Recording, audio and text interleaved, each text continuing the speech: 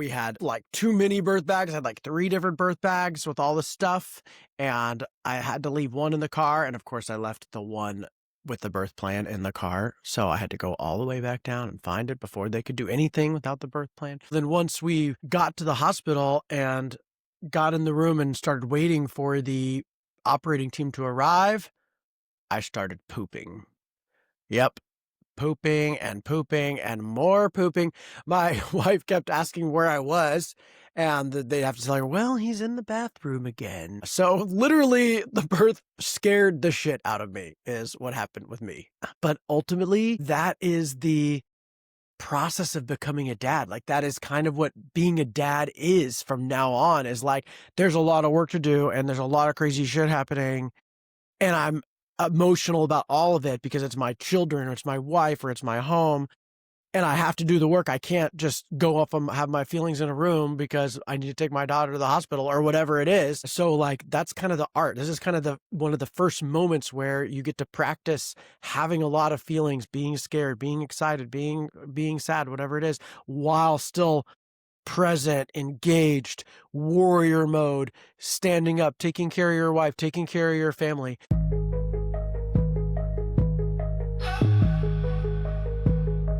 You are listening to Dedicated Joe, the new dad's guide on the upending and transformational experience of becoming a father. Hey, welcome back. So, you or someone you know has a birth coming up. I hope you listen to the Birth 101 for men that will prepare you for all the practical aspects of birth. Really, I spend about 30 minutes teaching you everything you need to know as a man about birth. There's another whole component that is also really important to prepare for, and that is the emotionally preparation, because it's a big deal, guys. Preparing the hospital bag is not the same as preparing your heart. So here are 3 main ways that you can get yourself ready for all the feels of this major life event. Now, the first mistake I made was thinking that this was her birth. Women obviously do the lion's share of the work. Their body's transformed. It's incredibly painful. We can never as men imagine what it's like for them to have a birth. So it's clearly her birth. But as a dad, especially as an engaged dad like you, it is also your birth. So, you need to be prepared to have your own experience. It's not just about supporting her, though, of course, supporting her is one of your critical jobs. There is your own experience you need to prepare for. Ultimately, it's a shared rite of passage. You're both going through this portal to grow up, to become something different, something better, to become parents. So I wanted kids my whole life, so it would make sense that I would have some feelings on this day.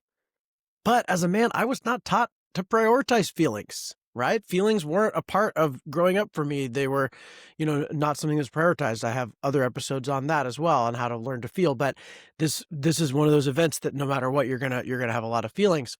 And as many men do, I keep myself busy with work to avoid my feelings.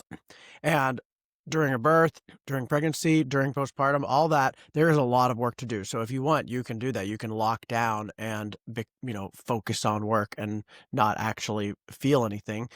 But when I block my feelings like that, especially if they're really big, they come out in different ways. They come out as anger.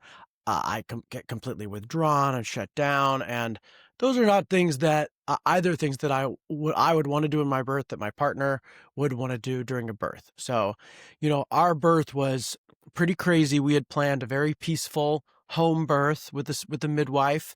Our baby was frank breech, meaning she was turned the wrong way, so she couldn't be born at home. The midwife would not deliver her that way, so we had to have a C-section. We were not prepared at all to have a C-section. We show up at the hospital in the middle of the night, with no care team, no paperwork filled out, anything, in labor, needing a C-section. And so, we had like too many birth bags. I had like 3 different birth bags with all the stuff, and I had to leave one in the car. And of course I left the one with the birth plan in the car, so I had to go all the way back down and find it before they could do anything without the birth plan. Then once we got to the hospital and got in the room and started waiting for the operating team to arrive, I started pooping.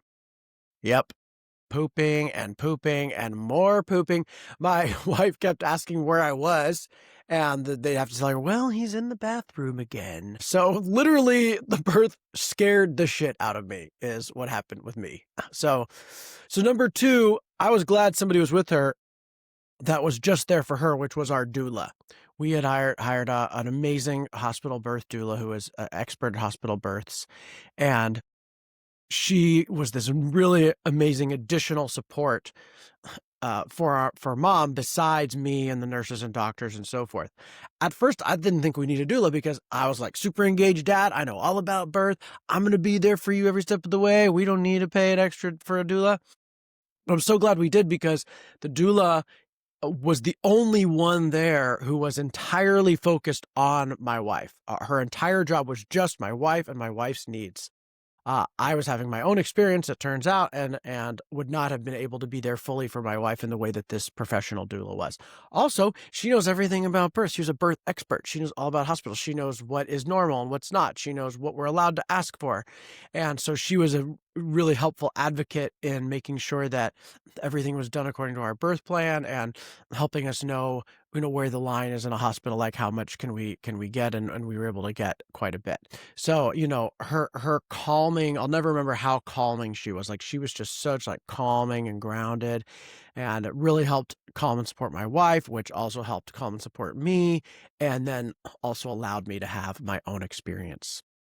So so definitely get a doula or some kind of or have someone who's there just for your wife so that you can have your own experience. There's a lot of work for you to do, warrioring for her needs, which I cover a lot in the Birth 101 episode. But you have to be able to feel while you're doing that, which is the third thing it brings me to, which is spending time in advance preparing yourself to have these feelings. Now, this is what I didn't think to do, and I really wish I'd done because my feelings were all over the place. And now when I talk to other birth experts, they say that a lot of men kind of forget this. So it's something to do. So it doesn't take that. It's not that complicated. Like first thing you can do is talk to other dads about their birthing experience.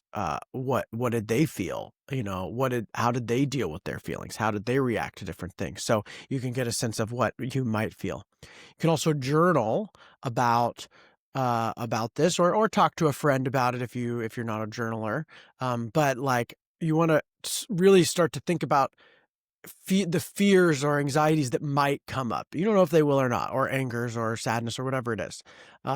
Very common fears that men have are we're afraid of seeing our wife in pain, right? We don't want to see her in pain. We're afraid of that. We might be afraid of her lashing out at us. I certainly don't like it when my wife calls me names or gets mad at me, but that happens in birth. Women are in a very intense space and they might be like, why did you put this baby in me? Or whatever it is. It's hard for a lot of men to feel out of control, right? We can't control what's happening in her body. If in hospital, there's a lot of feeling of lack of control, and you just can't make that baby come. You can't guarantee anything. And that's very hard for some men. We're not being able to fix it, right? There's problems. She's in pain. There's risks, whatever, and we can't fix it. There's nothing we can do.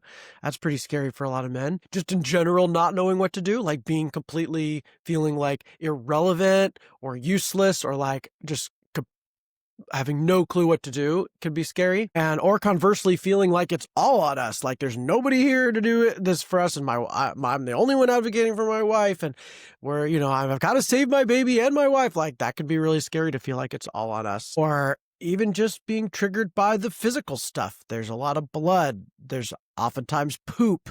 It can be kind of gross for some people. So that might be another thing to be prepared to be triggered by for the grossness factor.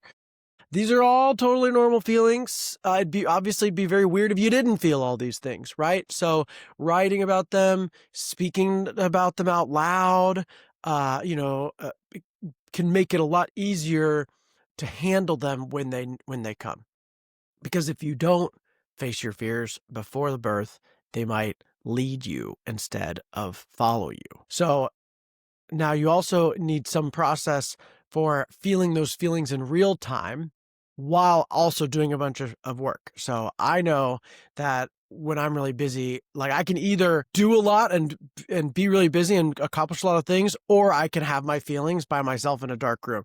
It is a very fine art to be emotionally present while very busy or stressed or engaging in a lot of things. But ultimately, that is the process of becoming a dad. Like that is kind of what being a dad is from now on, is like there's a lot of work to do and there's a lot of crazy shit happening, and I'm emotional about all of it because it's my children or it's my wife or it's my home, and I have to do the work. I can't just go off and have my feelings in a room because I need to take my daughter to the hospital or whatever it is. So like that's kind of the art. This is kind of the one of the first moments where you get to practice having a lot of feelings, being scared, being excited, being sad, whatever it is, while still present, engaged, warrior mode, standing up, taking care of your wife, taking care of your family. That's the process, because otherwise that shit comes out sideways. And like, so, the angry man, right, is such a stereotype. And that's because when we don't feel our feelings, they come out as anger. Anger is one of the strongest ones. It's one that men are more taught they're allowed to have. For instance, during our birth, our anesthesiologist, who we just met that night, said that we couldn't have our doula or our birth photographer in the operating room with a C-section, which is totally normal to have them in the room. Like he acted like this was always the case and they were never allowed. It's not sanitary and blah, blah, blah. Our doula was like, I'm always in the operating room. And our photographer was like, I'm a birth photographer. I photograph C-sections. It's what I do. And he just wouldn't budge on it. I got so angry. And, the more I fought with him or like got angry at him, the more he just like dug his heels in and refused to budge. And in the end, did not let them in. I had to take pictures and serve as doula and serve as baby support and wife support all in the operating room. In hindsight, if I had been more grounded, if I'd been more prepared for my feelings, there are a million ways I could have negotiated that differently, right? Like I could have appealed to various parts. I could have asked to speak to his supervisor, like I could have just continued to stay in it with him until he relented. I could have brought the doula over and had her tell him the stories of all these things. And just, like if I hadn't gotten so angry and worked up, like I could have maybe negotiated that better. So that's just an example of like if I'd been better prepared, I could have maybe done something differently. Another thing that men and I often did to avoid big feelings were substances, weed, alcohol, watching TV, things to numb out. These can be very attractive in high stress situations. So, but I can tell you they really only make it worse. So you're going to have high stress in this birth. There's going to be stressful times during postpartum. Other times throughout your life with kids now, there's just this added level of stress that's very, very emotional. And going to those strategies is more risky than ever because really you need to feel these feelings, and your kids and your wife really need you present with those feelings. And being checked out, the emotion just gets buried deeper and again is more likely to come out as anger. So, got to feel your feelings while playing your role as warrior protector, fully grounded and sober. You're going to need resources for this. So whatever, all the tools you got, you're going to want to use for this. If you have a therapist or you want to get one, or a coach, or like a mindfulness practice like meditation, journaling, prayer, talking with friends, any of these tools you have will help you. So just, remember what they are and be prepared to use them in the moment. And but ultimately it's that new process of being a dad, of engaging emotionally while busy, while even like fighting for what your partner needs, feeling all your feelings all at once. And there's just no way to do it perfectly, right? Dad, you're not going to do it perfectly. I certainly have a lot of mistakes I made. No one expects you to do it perfectly. It's your first time. There's a lot of unknowns. So just be prepared that you're not going to rock this exactly great. All you can do is show up as your authentic self. Be prepared to advocate for your wife's needs. Follow the birth plan as outlined in the other episode. Feel your feelings, right? They don't want you to be perfect. They just want you, your wife, your baby. They just want you, all of your feelings, all your pooping. Everything is all they need. So it's one of the most special moments of a man's life. I will remember every moment of it forever. So prepare the best you can, but know it will just take you over.